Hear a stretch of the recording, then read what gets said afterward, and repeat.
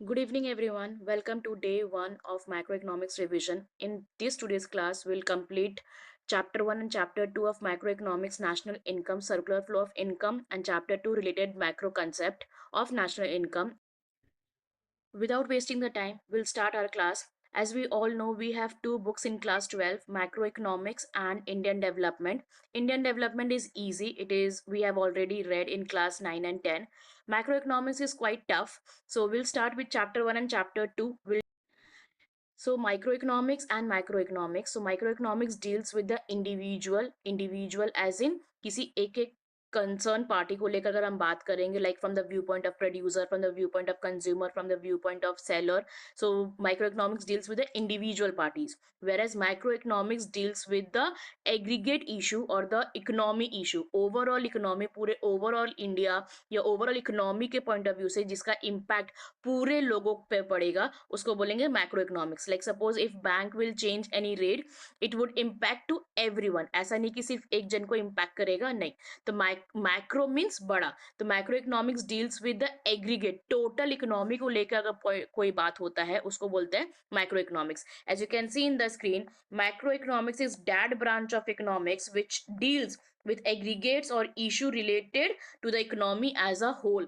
Economy as a whole as in पूरे economy को लेके जो बात करेंगे उनको बोलेंगे माइक्रो इकोनॉमिक्स. So next हमारा concept is circular flow of income. The name of the chapter, the first chapter name is circular flow of income. What is the meaning of circular flow of income? As you can see on the screen, it refers to the continuous flow of the activities of production, income generation and expenditure involving different sectors of the economy. It helps to know the functioning of an economy. Circular flow of income का basically मतलब है एक person का income दूसरे का expenditure होता है. Like suppose I am a teacher, I teach student. अगर स्टूडेंट मेरे को फीस पे करते हैं, that fees from my point of view is income, और वही fees student point of view उनके लिए वो एक्सपेंस है. अगर ये मेरे लिए इनकम है, I will use this income to spend on my consumption, my expenses. तो मेरे लिए वो खर्चा हो जाएगा और किसी और के लिए वो इनकम हो जाएगा. मतलब किसी के लिए इनकम तो दूसरे के लिए एक्सपेंस, और एक दूसरे के अराउंड जो घूमते रहते हैं, that is called circular flow of income. एक पर्सन दूसरे पर्सन के ऊपर डिपेंड है. ऐसा नहीं है कोई भी बिजनेसमैन अगर ये सोचेगा कि नहीं हम अपने से ही सब काम कर लेंगे, it is not possible. We need to depend on each other, we are connected with each other. इसीलिए कोविड में जब चीजें इफेक्ट हुई थी तो सब चीज इफेक्ट हुई थी. किसी भी एक चीज की वजह से दूसरे को इम्पैक्ट होता ही है, and that define circular flow of income. तो it refers to the continuous flow of the activities of production, income generation and expenditure involving the sectors of the economy. It helps to know the functioning of an economy. Clear?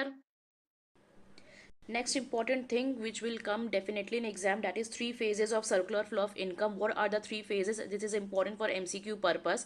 Generation phase, distribution phase and disposition phase. Generation phase, distribution, this is one.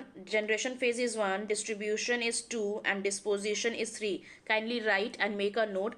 Generation phase, distribution phase and disposition phase.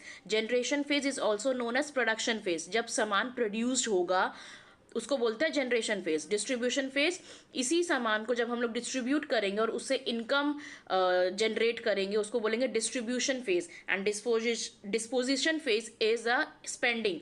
Spending मतलब जो हम लोग spend करते हैं on the goods and services. तो disposition phase के नीचे में लिखेंगे expenditure phase like spending. Distribution के नीचे में लिखेंगे income phase, and generation phase के ऊपर में लिखेंगे production phase. This is important for MCQ purpose. Next topic we have the concept of stock and flow. This is very important and this is CBSE favorite topic. What is the meaning of stock and what is the meaning of flow? As you can see the difference is clearly given. The concept of stock is किसी भी चीज को एक particular time पे major करना is the concept of stock. Like suppose if I'll calculate or if I'll measure number of students present today on 6th of March 2026, so that is stock concept. If I'll measure the number of students present in the month of February पूरे February में कितने student present थे, that concept is known as flow. मतलब जो चीज over the time हम लोग major कर रहे हैं उसको बोलेंगे फ्लो, और जो चीज किसी एक पर्टिकुलर डे पे मेजर किया जा रहा है, एक पर्टिकुलर टाइम पे मेजर किया जा रहा है, उस कंसेप्ट को बोलते हैं stock. As you can see the example, capital, money supply, national wealth, inventories. Inventories का मतलब होता है स्टॉक। स्टॉक मतलब जो कि रॉ मटेरियल हो गए, फिनिश गुड्स हो गए, ये सारे। तो कैपिटल किसी एक टाइम पे लगाया जाता है, पैसा। मनी सप्लाई, कितना मनी सप्लाई है 31 मार्च को या 1 अप्रैल को, तो कितना टाइम है ये, कैसे मेजर हो रहा है, एक पर्टिकुलर पॉइंट ऑफ टाइम पे मेजर होता है, इसीलिए इसको स्टॉक बोलता है। एंड फ्लो इज आपका इनकम, एक्सपेंडिचर, प्रोडक्शन, इन्वेस्टमेंट, क्योंकि एक दिन में production is not possible. Investment over the period होता है, एक्सपेंडिचर खर्चे भी ओवर द पीरियड, और इनकम तो हम लोग जानते हैं ओवर द पीरियड होता है। तो जो चीज ओवर द पीरियड हो रही है उसको बोलेंगे फ्लो कंसेप्ट, एंड जो चीज एक पर्टिकुलर पॉइंट पे मेजर हो रही है उसको बोलेंगे stock concept. Next, we have a topic circular flow of income. As we know, the 5 marks or 6 marks question will definitely come from this chapter. Circular flow of income. Explain the circular flow of income. Circular flow of income को कैसे present करना है, कैसे नहीं, will explain it later. कैसे इसको answer को कैसे प्रेजेंटेशन देना है, I will not explain in this video. You can text me और you can ask me in the comment section. Circular flow of income में there is two concept, it is real flow and money flow. इस दो concept को समझने के लिए first of all we need to understand the circular flow of income. तो circular flow को समझते हैं, उसके बेसिस पे will proceed with the real flow and money flow. Okay, so to understand circular flow of income, we need to understand the two sectors of an economy. Actually, there are 4 sectors, but in our syllabus, we have only 2 sectors, that is household and firm. As you can see, household and firm, and with the help of these 2 sectors, I can explain circular flow of income. So what is circular flow of income? As एक जन का income दूसरे का expenditure होता है, fine. So suppose household and firm में, household means suppose land, labour, capital, entrepreneur. Fine. Land, labor, capital, entrepreneur. These are the 4 factors of production.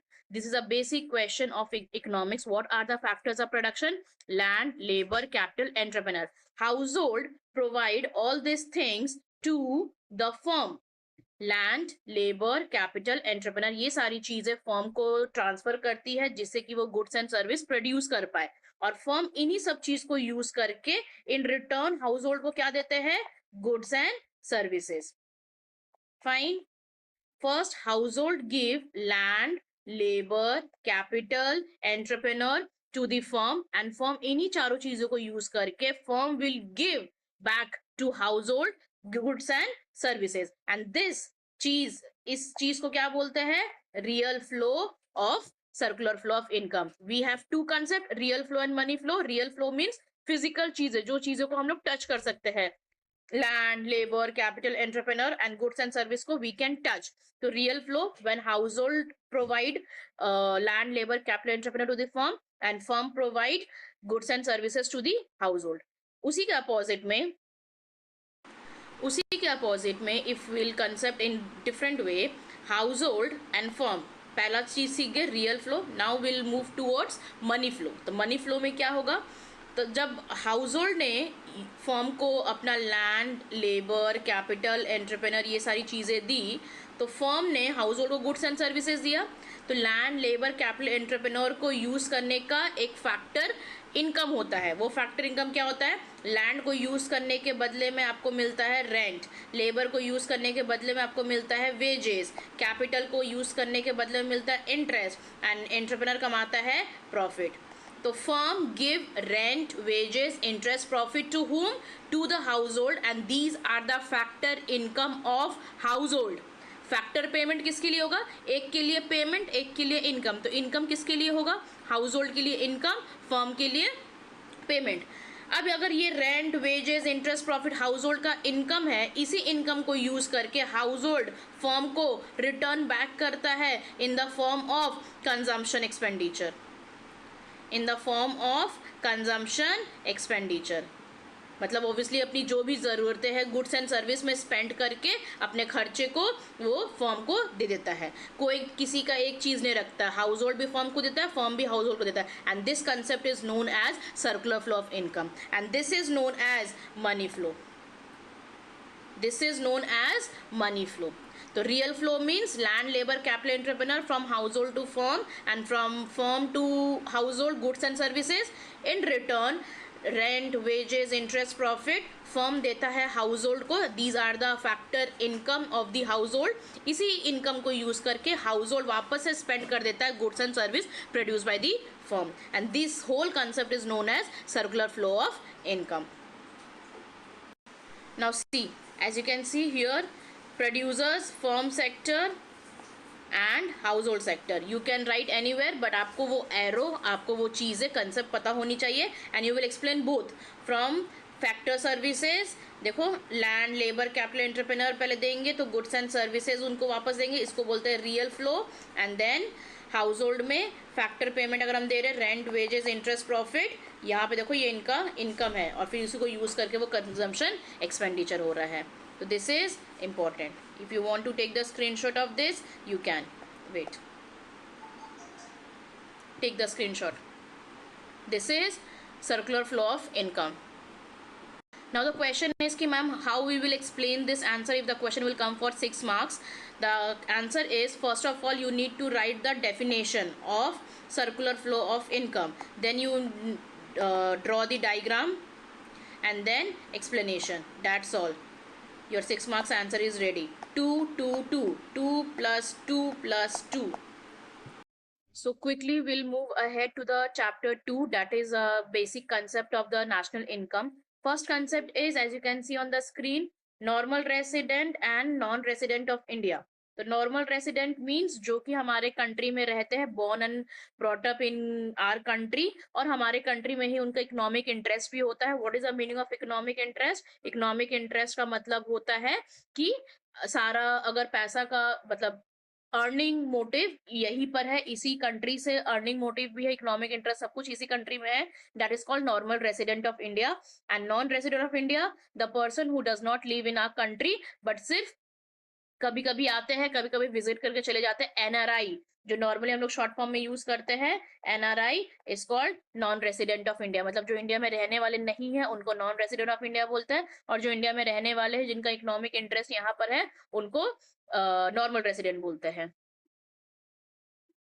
So next topic is factor income and transfer income. Factor income, as we have just learned, factor income means the income earned by the 4 factors of production. Land, labor, capital, entrepreneur are the 4 factors of production.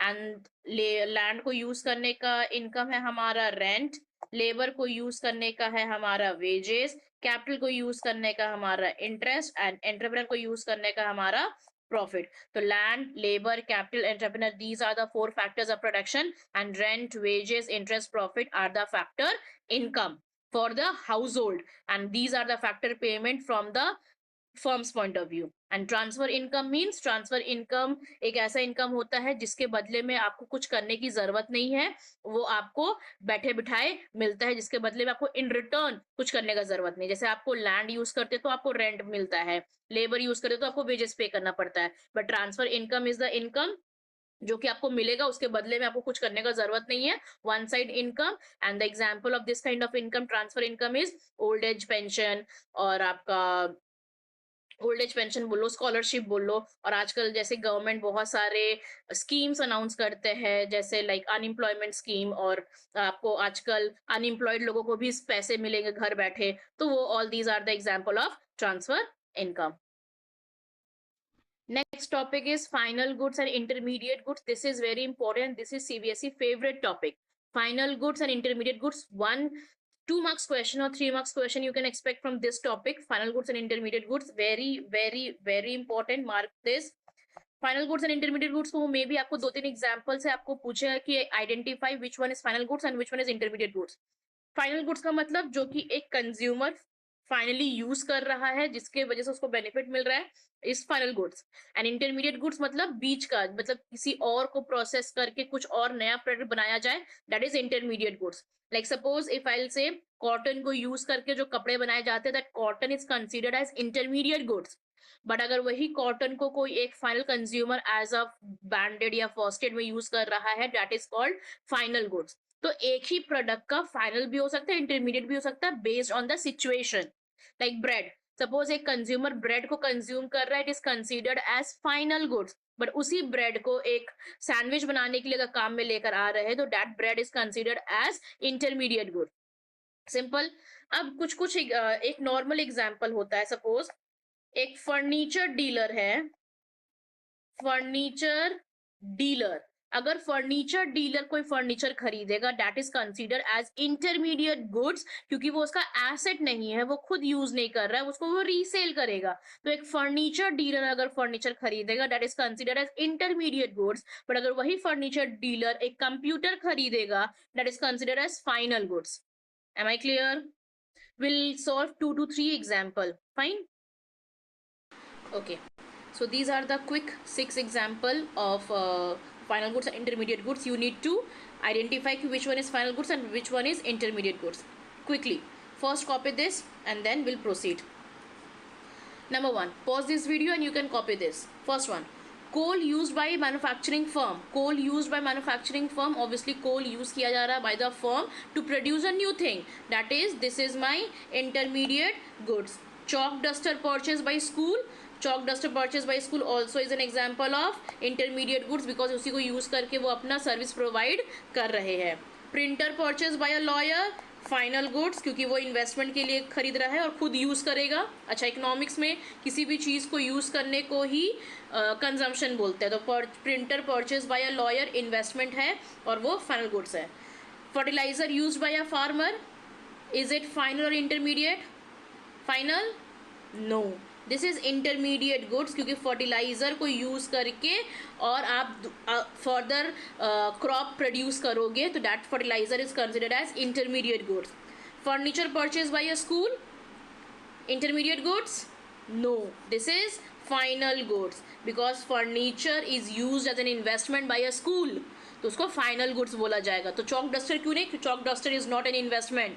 Chalk duster आप daily basis पे खरीद सकते हो, but furniture daily basis पे नहीं खरीद सकते हैं. Refrigerator installed by a firm, आपका refrigerator installed by a firm obviously as an investment, तो वो आपका होगा final goods. And then sugar use by a sweet shop, intermediate goods, क्योंकि चीनी को यूज़ किया जाएगा मिठाई बनाने के लिए, तो हमारा इंटरमीडिएट गुड्स होगा. इसी के जैसे आपको कोई 1, 2 या 3 केस स्टडीज पूछ देगा, आपको लिखना it is intermediate goods, it is final goods because of this and because of this. तो एक 1 mark for reason and 1 mark for identification. Clear? Next, the last topic, consumption goods and final goods. Consumption goods are those goods which we can consume on a daily basis, और non durable goods जो होते हैं, जो कि तुरंत use करके तुरंत उसका बेनिफिट मिल जाता है, उसको बोलते हैं consumption goods. Like soap, oil, water, all these are the example of consumption goods, जो कि नॉन ड्यूरेबल होता है, जिसका बेनिफिट आपको 1 साल से कम तक का मिलेगा. And final goods, sorry final goods नहीं, capital goods, my bad, capital goods. तो कैपिटल गुड्स क्या होता है? Capital goods are the goods which give you the benefit of more than 1 year. तो capital goods consider as an investment. तो capital good का example होगा आपका furniture, land and building, plant and machinery are the example of capital goods. Fine. तो consumption goods जो कि non durable होता है, capital goods are durable, and दोनों के बीच का difference is very very very important. Am I clear? Next, in this chapter only we have few more concept of gross investment, net investment, depreciation, or NFIA. All this thing I will teach in day 2 video, in which we'll learn the conversion video of from GDP to NNP, from domestic income to national income. In that particular video we'll learn the conversion, and conversion के method से I'll explain everything, NFIA, FIFA, FITA, everything. So आपको उसमें ही everything I will explain. तो theory से I believe practical अगर समझाएंगे तो वो ज़्यादा अच्छे से समझ में आएगा. That's all for the day. Bye.